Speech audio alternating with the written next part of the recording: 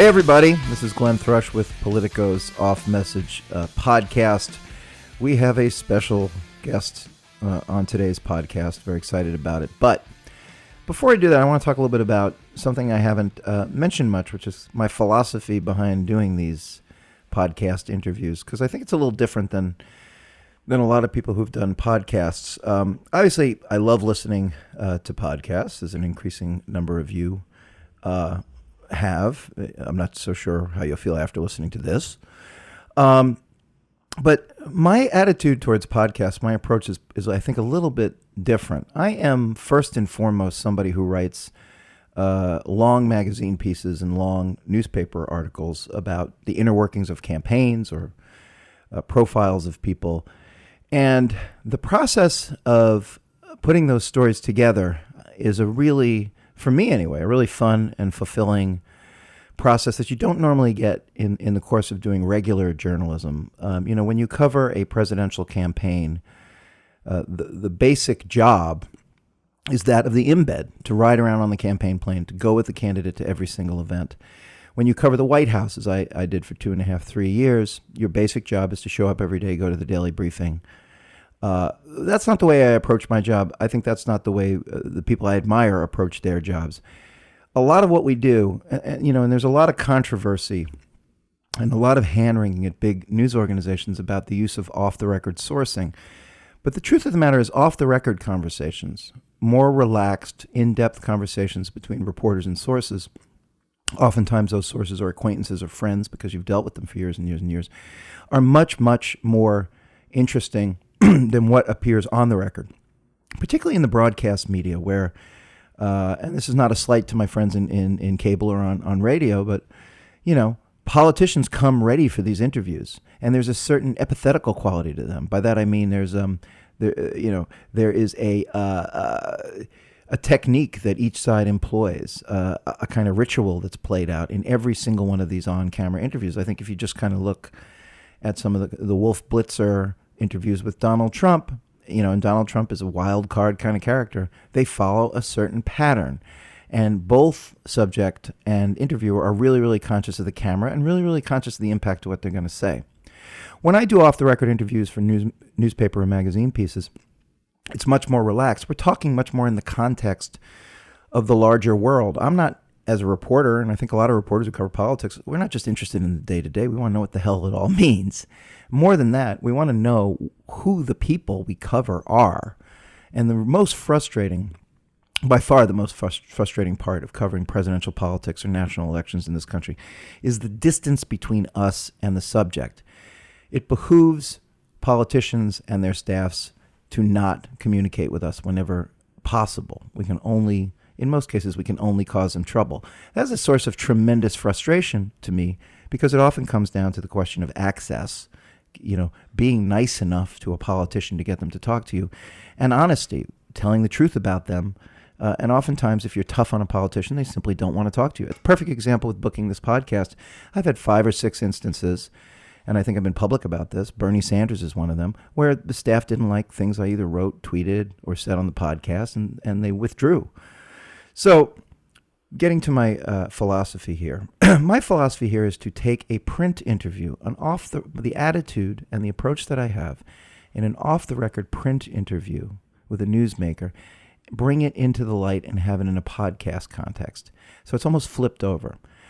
The way that I view these things is not as a performance, not as trying to drag somebody into making news, but to talk with them in the way that I would talk to them if the microphone wasn't on, to elicit in the context of a longer conversation where they're able to explain themselves something that I think is interesting. Obviously, I'd like to make news. Obviously, I want it to pertain to what's going on in the world outside. But more than anything else, as a reporter, I want to understand who they are and why they're doing what they're doing in the larger context. And a key element of that approach I have discovered in doing, 2 dozen of these things, is to ask them what they want to talk about. Now, that would seem really strange to a reporter who's going about a daily assignment. You want to talk to the subject about what you want to talk to them about, right? No. The best way to sort of get people to talk, and the best way to get people to talk about the things that you want to talk about, is to first allow them to talk about the things that they want to talk about. It's not selling out. It's not handing them an open mic, as a lot of people have done with Donald Trump. It's about hearing them out. In pre-interviewing for President Obama in January, I spoke with a lot of people who had worked for him and had interviewed him because I was very concerned. And I've encountered him in press conferences and on the fly as a pool reporter. He tends to filibuster. He's a guy who wants to have his opinion heard on things. And I said, well, how the hell do you interrupt President Obama? And the key piece of information came from a former staffer who said to me the best way to interrupt President Obama is to respect the fact that he believes that he has the right to defend himself. When he's in the middle of talking about something, if he's defending a policy, his approach to the Affordable Care Act, for instance, he wants to have his opinion heard in full. So interrupting him in one of those dissertations, that's when you fall into trouble. So the key that I discovered with President Obama was to steer away from subjects that would make him filibuster, and also to interrupt him by adding to the points that he wanted to and steering the conversation in the direction that I wanted to. In other words, it's like a normal conversation, and that's what we're aiming for. But it really is the podcast ethos flipped on its head. I'm doing an interview. In my mind, I'm writing a piece, and I do write pieces that obviously accompany these. And what is being recorded is the process of me interviewing these people. Okay, that said, our guest this week is Hillary Clinton, who I have covered on and off really for 15 years. I first started covering her a little bit, not intensively, during her 2000 Senate race. And obviously I was on the road for 200 plus days with her in 2007 and 2008. And I covered her intensively day to day when she worked in the Senate. I was a reporter then for Newsday in New York, and we had a lot of access to Hillary Clinton because Newsday was the critical swing region in New York State, Long Island. As we approach the upcoming New York primary, I thought it was a pretty good idea to ask the Clinton campaign, who I'd been talking with for months and months and months about this, whether or not Hillary wanted to talk about 2000, because there's a ton of parallels. And if truth be told, it was really her introduction to politics and an apex for her. That listening tour that she had early in the 2000 process was something she remembers with fondness, and it was the basis for what she did to kick off her 2016 campaign. And much to my surprise, because I have not written terribly flattering things about the Clinton campaign over the years. I'll give you an example. In New Hampshire, on the eve of the New Hampshire primary, my colleague and I, Annie Carney, broke the story that there was real internal dissent, and Hillary Clinton was very upset with her campaign. Much to my surprise, they said, yeah, because she wanted to talk about the 2000 campaign. And they had listened to my interview with President Obama and the way we had talked about Iowa, and wanted her to talk about the 2000 campaign in that context. I'm going to let the interview speak for itself. She makes some news, but I think it's much more fascinating to hear her talk at length about some subjects that she typically only refers to in passing, particularly her relationship with the press, and particularly some of her reminiscences about 2000 and her close encounters with Rudy Giuliani, who she sees now as a prototype for Donald Trump, and her interactions with Rick Lazio, the famous debate where Lazio crossed the stage and got in her personal space. I talked with her, and she draws a little bit of a line between the way Rick Lazio dealt with her and the way that Bernie Sanders has dealt with her. And I think that's interesting. What's most interesting, her most visceral feelings, negative feelings, were for, in this debate, in my estimation, Bernie Sanders, who she's currently in combat with in Wisconsin and New York, and Ted Cruz, who she regards every bit as mean-spirited and dangerous as she regards Donald Trump. Okay, let me do a little bit of business and we'll get on to this. Please follow us on iTunes. I just checked in to our ratings, our ratings on iTunes. They are phenomenal. I am blown away. I don't know what podcast these people are listening to, but I very much appreciate it. Really, really encouraging. And I've been just getting a ton of wonderful suggestions for guests. I'm not going to share a lot of them on the podcast right now. Suffice to say, 6 or 7 of them have encouraged me to make requests. So please, please, please keep the emails coming, keep the requests coming, and keep listening. Without any further ado, Here is Hillary Rodham Clinton, and we spoke after an event at a farmer's market in Syracuse, New York.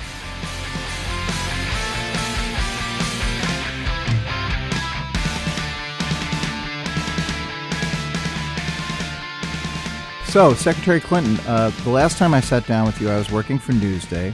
It had to be 8 or 9 years ago. That was a long time ago. I'd like to catch up. Has anything happened in your life? Glenn, I've just been kind of hanging around. It's been an interesting couple of years, but it's all kind of running together now. It does, doesn't it? It has a tendency to do that. It does. So, I'm just hoping to have some new experiences in my life these days. I think you're about to have one now. The one thing I will tell you I remember very distinctly about 2007 and 2008 was your airplane, with the airplane trips I took with you. I was not a happy flyer.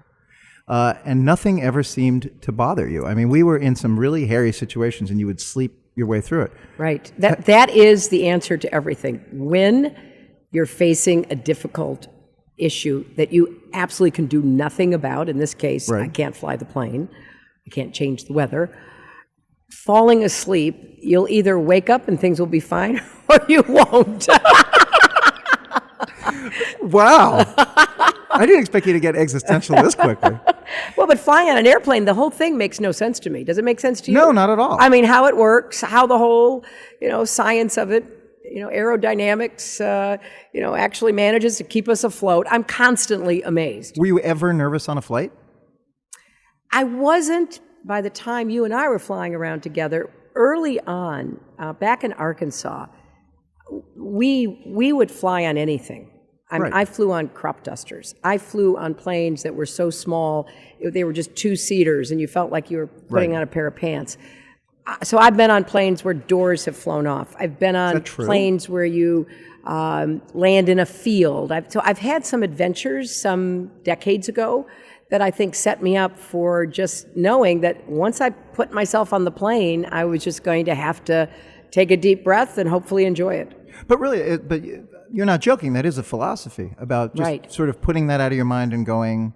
I find that's very true for a lot of life. I really do, because, well, I'll give you just an example that just happened right now. I was thanking the band. I was taking a picture of the high school band that played with us, and I was shaking their hands. And there was one young man, his head was just down. He looked so depressed, and I thought, wow, I guess he doesn't want to shake my hand. Then he kind of lifted his head, and his teacher was standing there, and his teacher said, "Don't worry about it. It wasn't that big a mistake." And I could tell this kid was devastated. Right. I'm sure it was a mistake that nobody other than the music teacher or maybe some of the other kids would have noticed. So I looked at him and I said, "Don't worry about things that you can do better next time. Don't worry about stuff you can't control." Because it's been my observation that so many people worry about things that they are either ruminating over the past, which doesn't help you get the focus and energy you need to get up every day and go forward, or they're worrying about stuff that they have absolutely no control over. So I have developed that kind of philosophy in my life over years. Well, you were talking about making mistakes, and one of the things I remember about reading Living History when it first came out was how candid you were about the 2000 race right here. Yes. How concerned you were, how worried you were. Right. When you had your famous, 5-hour dissertation from Professor Harold Ickes on how difficult New York was going to be. What have you, obviously there's been a lot of roads since then, a couple of memorable campaigns. Are you a better candidate now? What if you were to boil it down to one or two lessons that you've learned since what would those have been? I hope I'm a better candidate. I feel like I am. I mean, I have said in this campaign, I'm not a natural politician. Right. I'm not somebody who, like my husband or Barack Obama, it's music, right? Right. I am someone who loves doing the job that I have. I would love having the job of president because I know how to do it. I know what the country needs. But the campaigning part is hard for me. Well, I think I've gotten better. Break that down for me a little bit. What about it do you find a little less natural and fun than other folks? Well, and some of this may be personal to me. Yeah. And some of it, from all the literature I've read, may be gender linked. Oh, really? Okay, yes. So, for example, when I did my announcement with Daniel Patrick Moynihan on his farm. Pinder's Corners. Right? It was incredibly hard for me to say the pronoun I instead of we. Right. I had been a strong supporter, not just of my husband, but other people who I tried to get elected, tried to help in any way I could. I'm very comfortable saying, he, she, we. But when I had to stand up in front of people and basically say, excuse me, I'm asking for your vote. Right. I'm telling you what I want to do. That took years. Absolutely took years. And it was funny because a lot of people picked up on it, mostly my friends and supporters, who would say, you're not campaigning for somebody else, you're actually campaigning for yourself. Right. And I had to really work at that. And even today, I have to remind myself, I'm asking people to vote for me. Is that a disadvantage to some extent? Well, I mean, the fact that you've got to sort of kind of retrofit your inclination to this profession? I don't think so, Glenn. I think it's like learning any new skill. When I was younger and I was a lawyer and I was learning how to litigate, some of the skills I learned were totally new and took some adjusting to feel comfortable with. When I worked on the variety of projects, everything from reforming education in Arkansas to serving on the Legal Services Corporation to into the years in the White House, there were always new challenges, and I love a challenge, so getting up for it, doing it. But I was much more comfortable advocating on improving education, advocating for people to get a lawyer. And the other thing, I've interviewed many, many people about your campaigns over the years, probably some people you would have preferred me not talking to. But what they've always said almost uniformly is put you in a smaller group, and it's been my experience with you having covered you throughout the years, put you in a smaller group, one-on-one, several people, that is where you're most comfortable. When you see someone like Senator Sanders talking to 18,500 people, is that a skill set, these larger crowds, that you wish you would possess? I mean, when you sort of see that, what are you looking at? Is that just something you realize that just isn't as much in your toolkit and you can only focus on the stuff that you're better at? No, I don't think about it that way at all. I started this campaign the same way I started the 2000 campaign, right, with literally a listening tour. And it has served me really well because I have been able to hear what's on people's minds, hear about the challenges, and I've talked about this. There were things that I hadn't really thought about, like the opiate crisis, right, that it's only through being in those small groups. I think that being in politics, being in leadership, should be as much about listening as talking. That's how I think you can get the information and sort of pick up the nuance that will enable you to do the best possible job. So not only am I comfortable with it, I think it really adds value to not only the campaign, but how I envision the job I want to do. Not a lot of that going on in this campaign, the listening thing, right? I mean, this seems to be a campaign about simplifying message. I mean, to me, that's also an observation I made when I saw you out in Iowa, and I wrote about it, that you give the most complex speeches. Mm-hmm, I do. You give a lot of information, right, in those speeches. Right. Your opponent and your potential opponent are people who do not give, right, an enormous amount of granular detail. Right. Have you ever thought about just simplifying it, or do you think this is the path that is an important one to take? It's the path that I prefer, right, and it's the path that I think leads to a better outcome. So, example, earlier today here in Syracuse, we had a roundtable discussion about my plan to improve manufacturing by investing and creating more incentives to bring jobs back, reshore jobs, create jobs here. And we were talking to about a half a dozen people who I had helped with their businesses when I was a senator, because you see, I really believe part of what this campaign has to do is rebuild people's faith in our national mission. Right. How do we get the economy to work? How do we get the government to work? How do we get our political system to work? And I feel strongly that I owe people a clear set of ideas, and I want to lay those out. And I know that sometimes I get criticized for, oh my gosh, there she goes with another plan, right, forget the plan, just, do the rhetorical flourish. I really believe that when this is all over, and I will have one, hopefully. In large measure, it will be because I came out and told people, here's what I want to do, here's how I think I can do it, here are the results I believe I can get, and I want you to hold me accountable for it. I think that's what politics should be about, so I'm very comfortable doing that. So in terms of the, one of the things I think is interesting is your relationship with the press over the years. I've written a bit about it with my former colleague, Maggie Haberman. You have had, I think you've been, again, pretty candid about your apprehension. You did not have a particularly gentle time at the hands of the national press. One of the funniest things in living history, and it's a joke, I'd like to repeat it. When you say in there that my very good friend Howard Wolfson was hired to help you to learn how to relax in front of the media. Well, I'm glad you caught the irony. That's right. Who are you going to hire to teach him? That's exactly right. You have been. I mean, you've talked to a lot of local press. Right. You have not spent an awful lot of time, and I should say, present company, thankfully excluded at the moment. You haven't spent a ton of time talking to the national press, or even sort of your traveling press.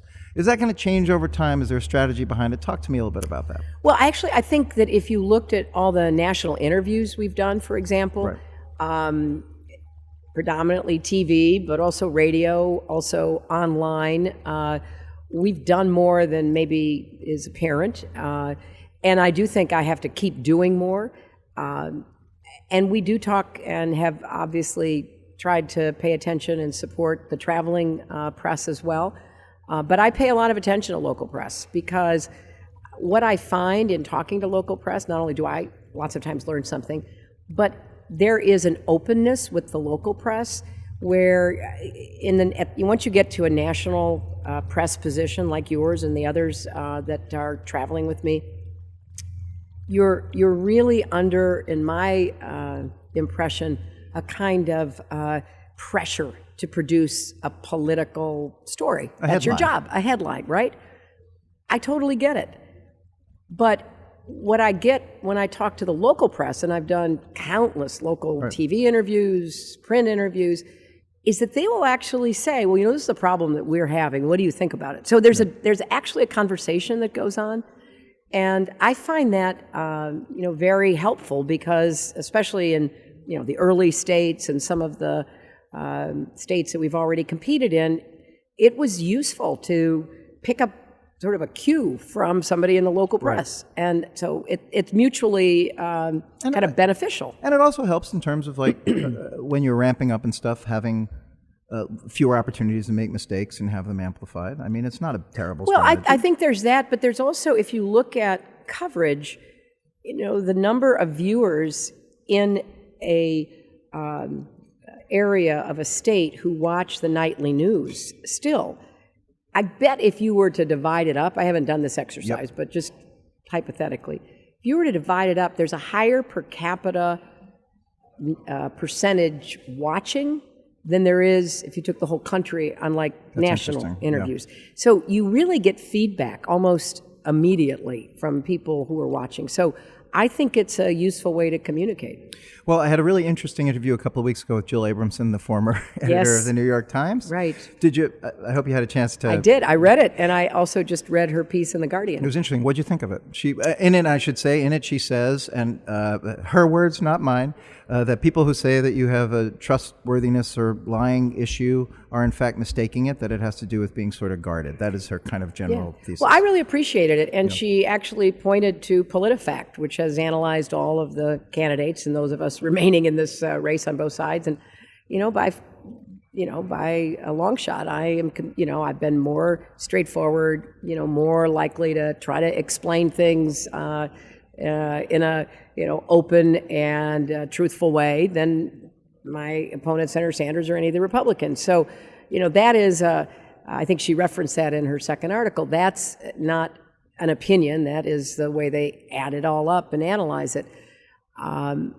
Look, I do think that I am somebody who is perhaps more private more, not for bad reasons. It's just my personality. It's just my temperament. Well, you said, I think one of the things that people talk about, I think it was either 91 or 92, the famous interview that people remember about the baking cookies. Mm-hmm. To me, I think the most interesting thing you said at that point was the zone of privacy comment, right? Right. And that really is that an ethos you still have, or has that changed over time? Well, I think I've understood that I have to do a better job of communicating with the press, understanding their imperatives, because clearly you guys have a job to do, and I think the job has gotten harder in the 25 years I've been involved in national politics.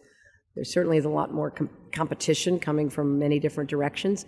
But I have a hard time squaring the following.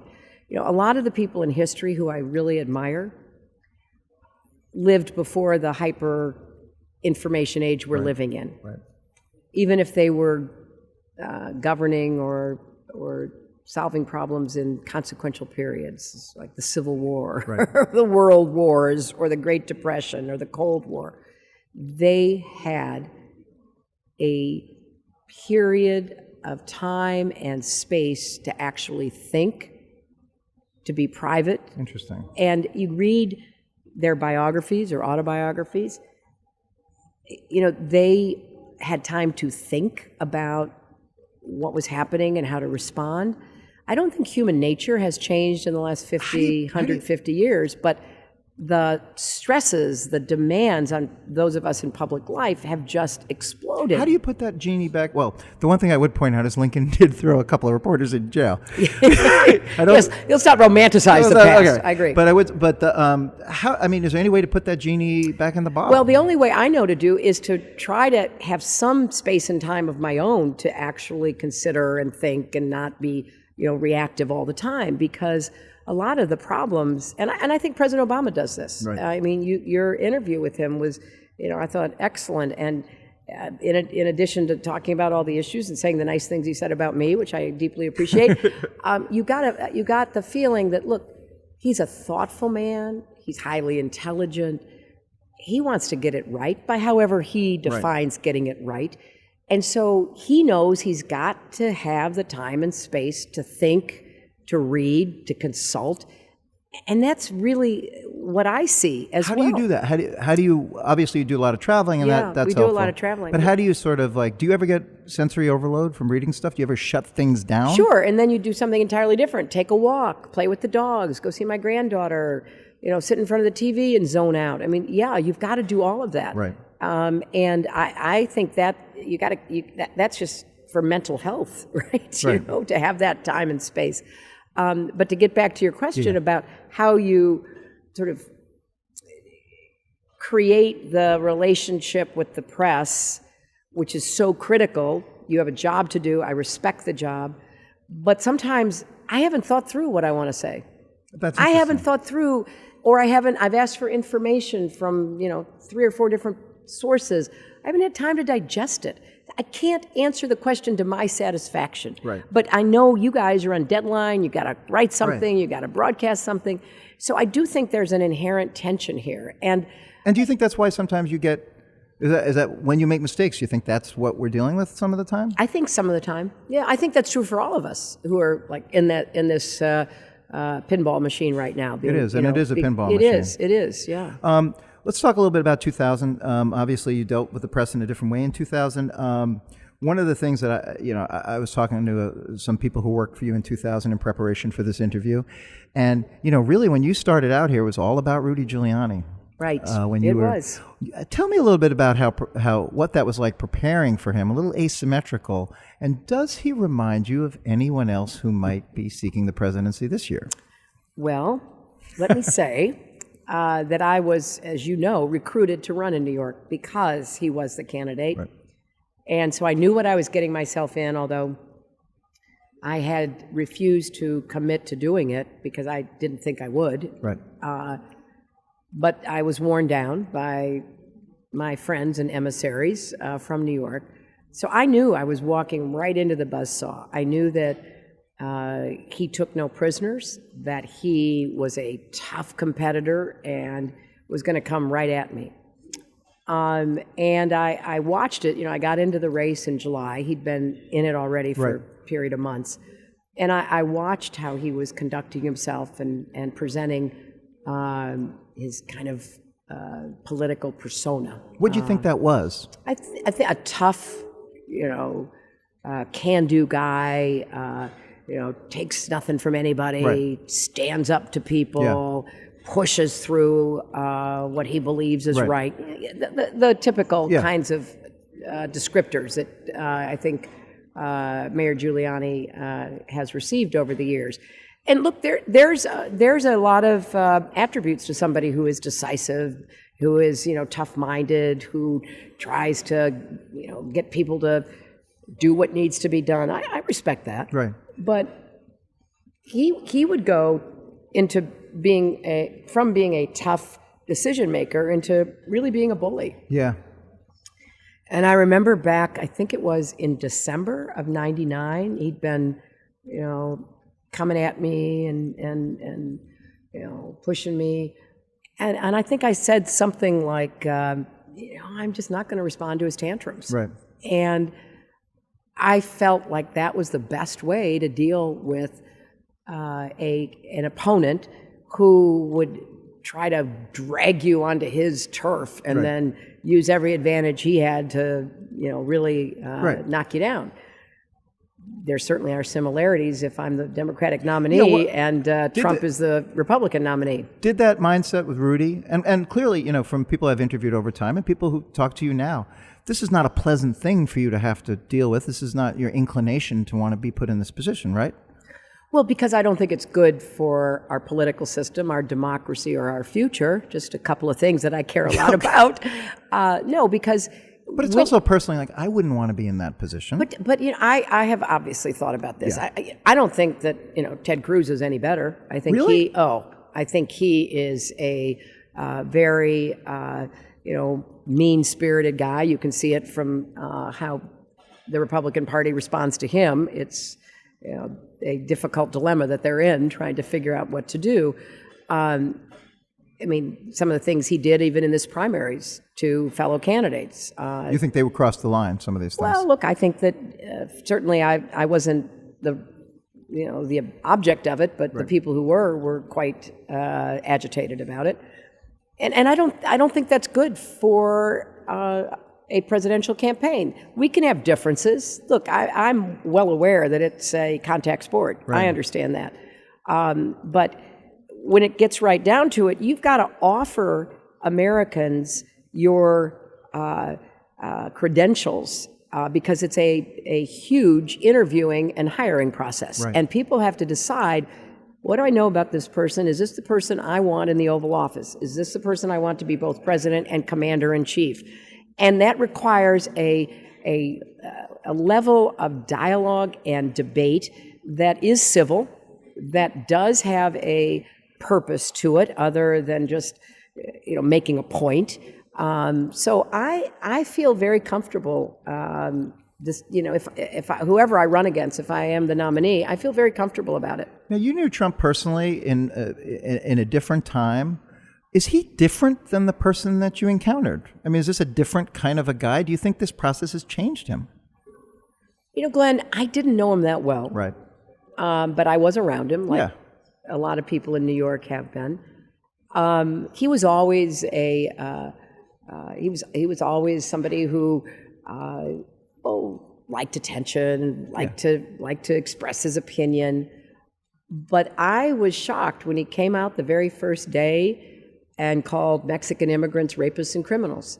That just shocked me. I was thinking to myself, well, where did that come from? Right. And then what he has said about other people in the months since have been equally out of nowhere, based on my experience. So it is dissonant from the kind of guy that you knew. He was a little. I interviewed Al Sharpton about this, and Sharpton's known him forever. And Sharpton said he was kind of lovable. He doesn't think he's deep in his heart a bigot. As you know, this process can change people. It's an incredibly grueling process. And also you start hearing the sound of the crowd, right? Mm-hmm. Do you think he's succumbed to that a little bit? Do you think this is... I couldn't say because I didn't know him that well, and I would have to let others speak to it. But I believe that what he is saying now is very destructive. It's not only offensive, it's dangerous. I believe it has repercussions for our relations with other countries, how we are viewed, because I learned in depth what I had suspected when I was Secretary of State, the way that other nations, both people and leaders, follow our presidential election is intense. And so we think of a throwaway comment, they think it's a change in direction. Right.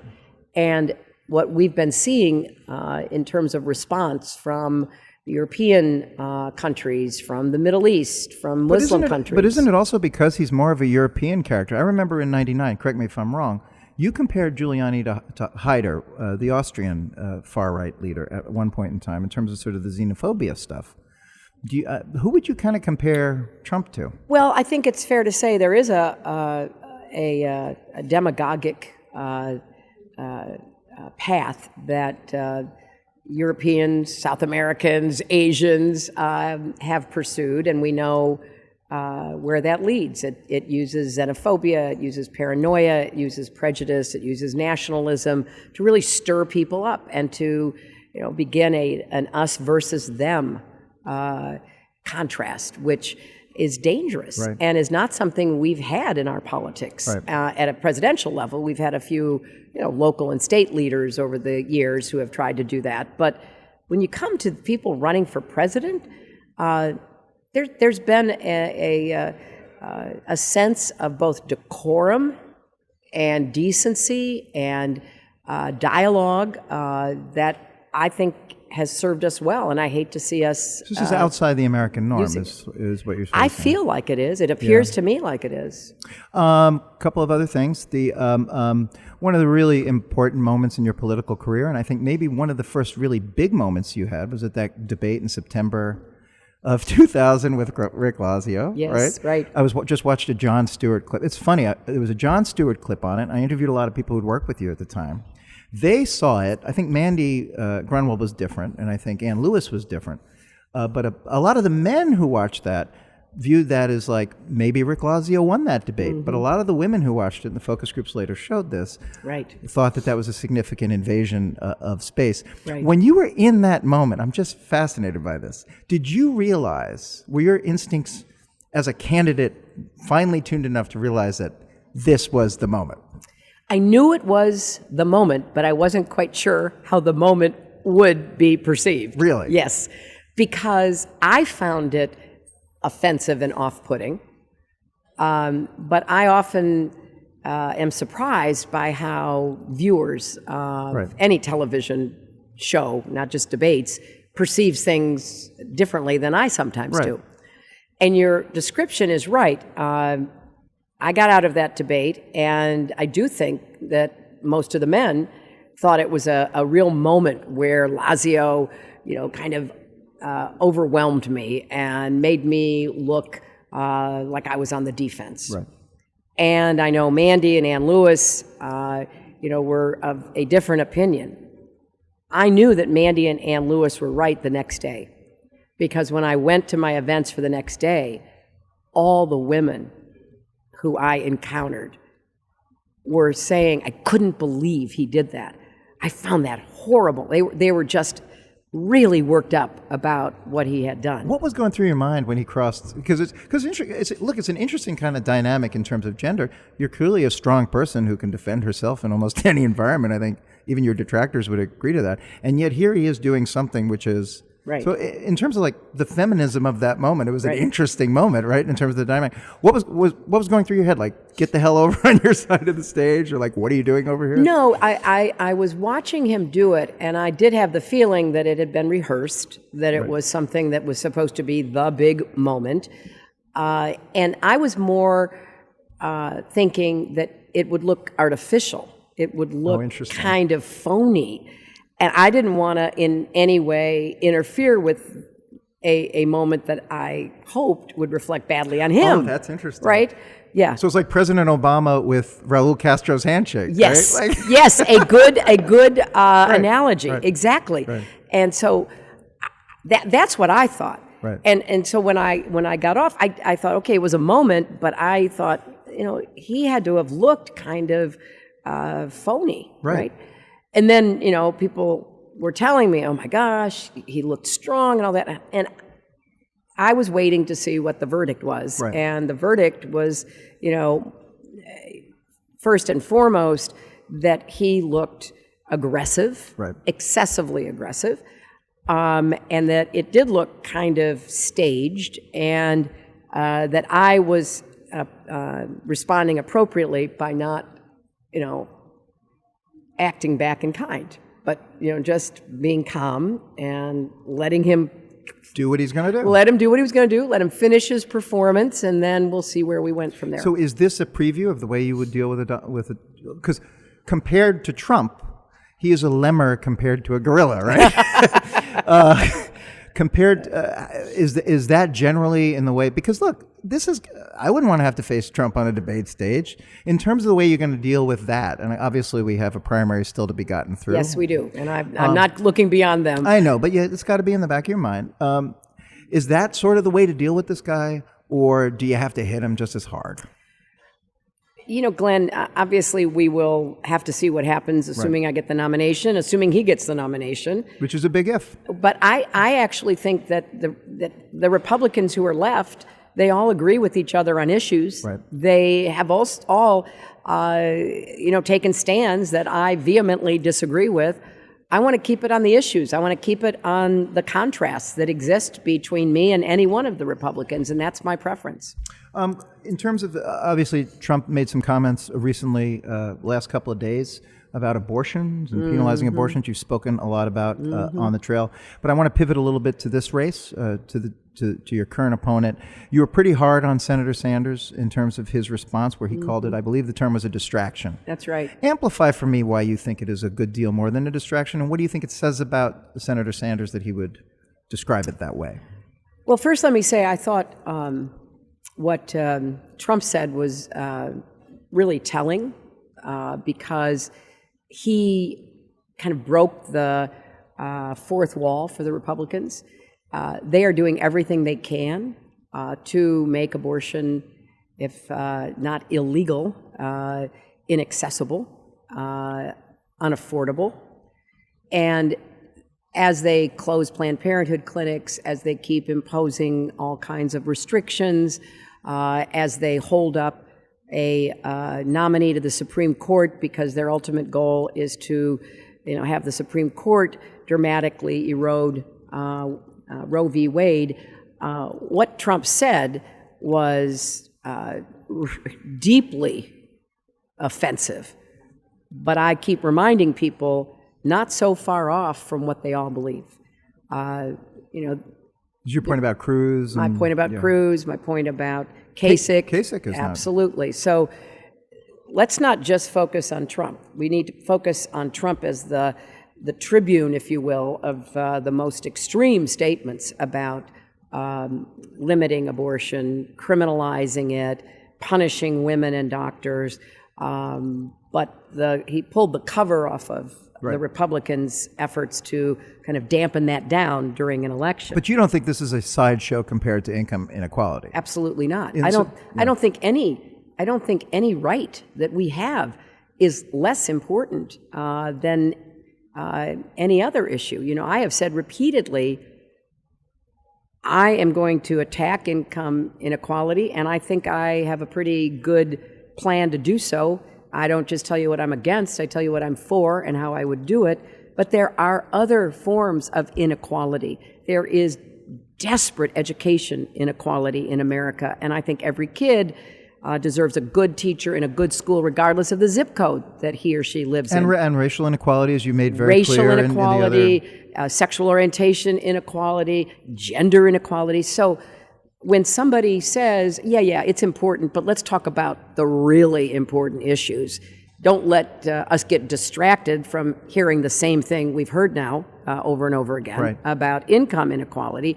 That bothers me, and I did speak out about it. And, you know, it is one of the reasons why Planned Parenthood Action Fund and NARAL endorsed me, because I didn't just vote the right way when the time came to raise your hand. Right. I've been a leader in protecting women's rights to make our own decisions. Now you've been getting you got pretty agitated yesterday on the rope line, and you've been trying. I think it's a good campaign playbook not to say your opponent's name as much. And on the rope line yesterday, you said his campaign by name, and you said it a couple of times today.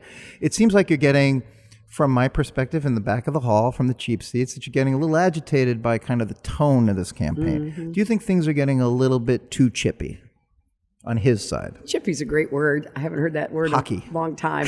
I think they're getting more negative. Yeah. I think that there is a persistent, organized effort to misrepresent my record.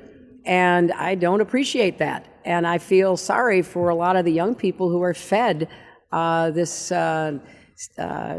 list of misrepresentations. Take climate change, which is what was raised yesterday.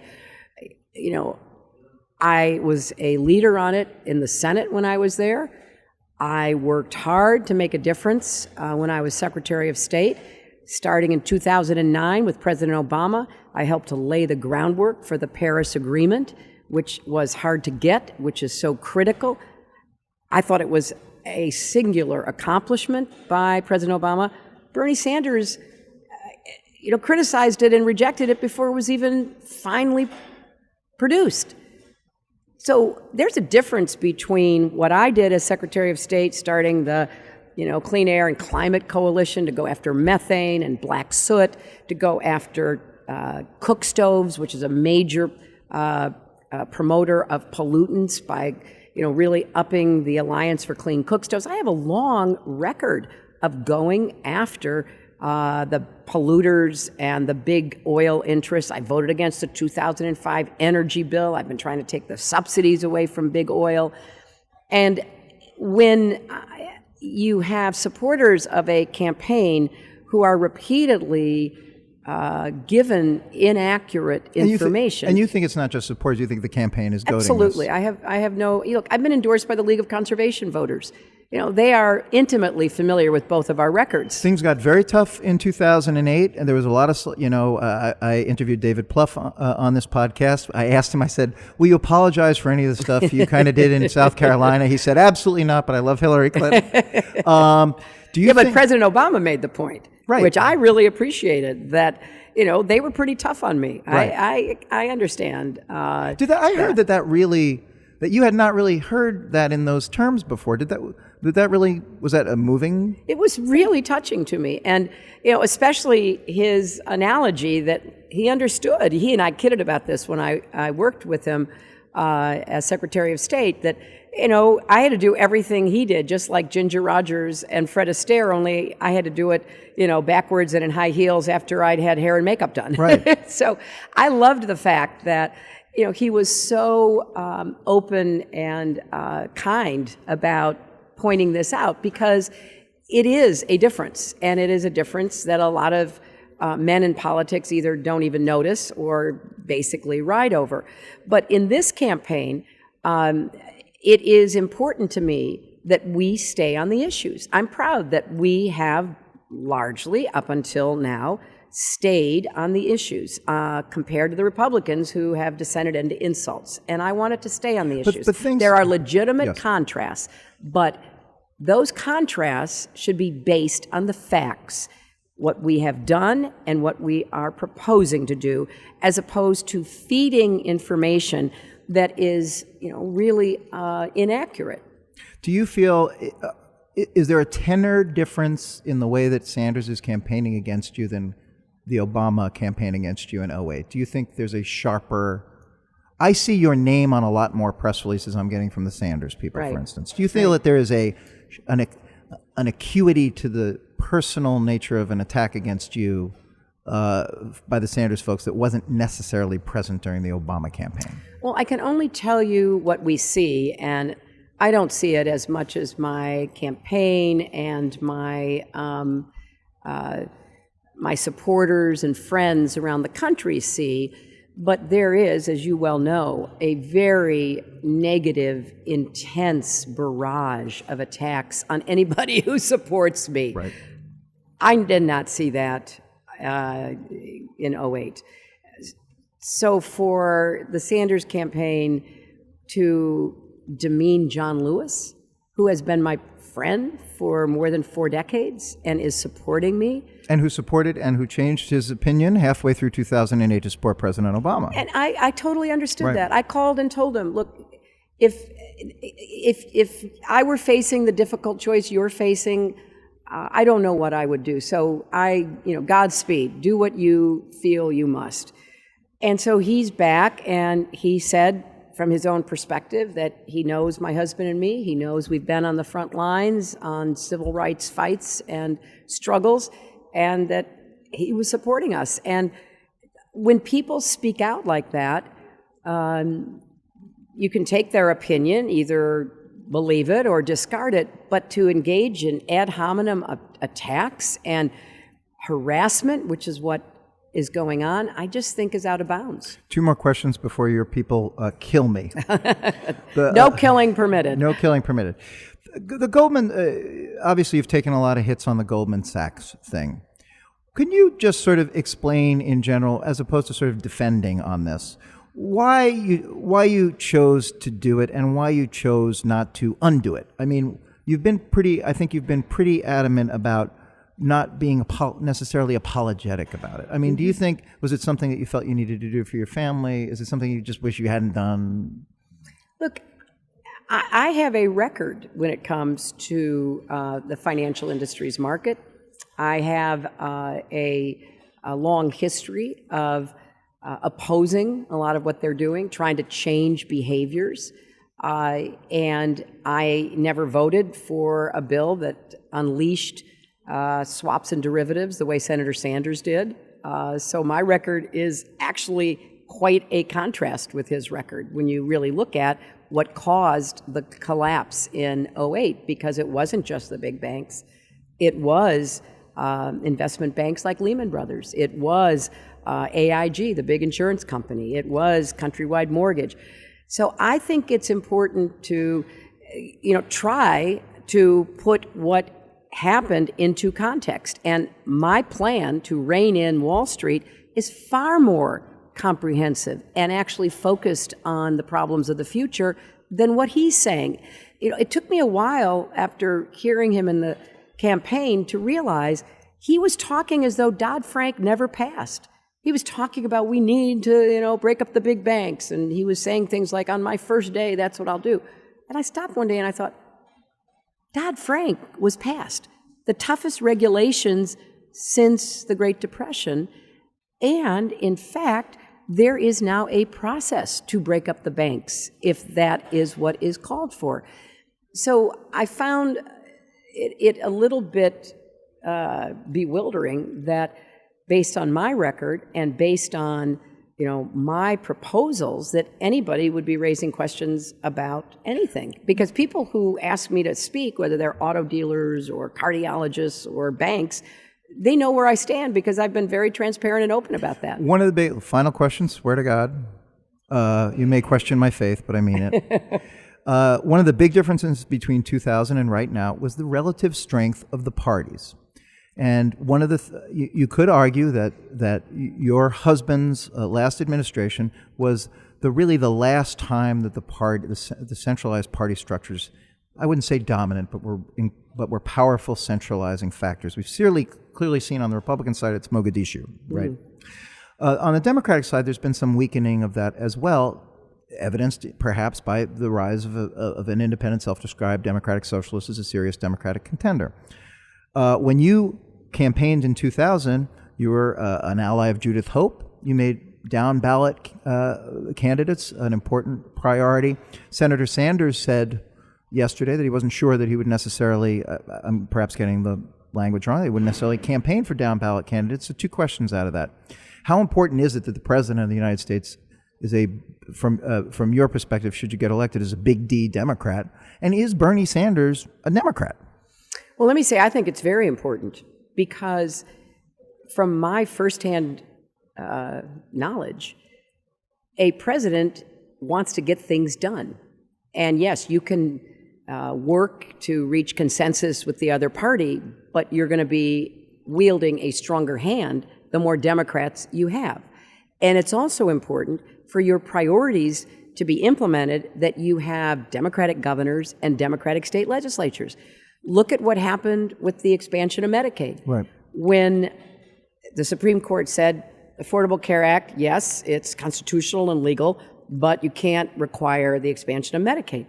Republican governors and Republican legislatures, by and large, not completely, but by and large, have resisted expanding Medicaid. So Kasich being an exception. Kasich being an exception, the Republican governor who followed the Democratic governor in Arkansas is working hard to keep the expansion of Medicaid that was extended. But you have huge states like Texas, which has the highest rate of uninsured people in America still, even though we're at 90% universal coverage, refusing to do that. It's bad for people, and it's bad for the healthcare systems, particularly in poor urban and rural areas. So is it important that you have a strong leadership for your party? I think it's critical. And think of how much better my life would be in terms of fulfilling my agenda if we took back the Senate and my friend and former partner, Chuck Schumer, were the majority leader in the Senate. So I don't understand how you wouldn't want to elect down ballot Democrats starting in this election, which is why I've been raising money for the Democratic Party, because I believe the more we build up our organization, the more prepared we are, it will not only help me in November, it will help lift up and elect other Democrats as well. When he puts his head on a pillow at night, do you think he goes to sleep a Democrat? Well, I can't answer that, Glenn, because he's a relatively new Democrat. And in fact, I'm not even sure he is one. He's running as one. So I don't know quite how to characterize him. I'll leave that to him. But I know there's a big difference between Democrats and Republicans. And I know that Senator Sanders spends a lot of time attacking my husband, attacking President Obama, calling President Obama weak and disappointing, and actually making a move in 2012 to recruit somebody to run a primary against him. I rarely hear him say anything negative about George W. Bush, who I think wrecked our economy, just not to put too fine a point on it. So I don't know where he is on the spectrum, but I can tell you where I am. I'm going to do everything I can to get myself elected, but that's not enough. I'm going to try to help move the Senate to be a Democratic majority. I'm going to try to help pick up House seats. I'm going to try to elect Democratic governors, Democratic legislators, and all the way down the line. Well, I would hope that would be a recruiting tool to get Bernie Sanders to come do the podcast, too.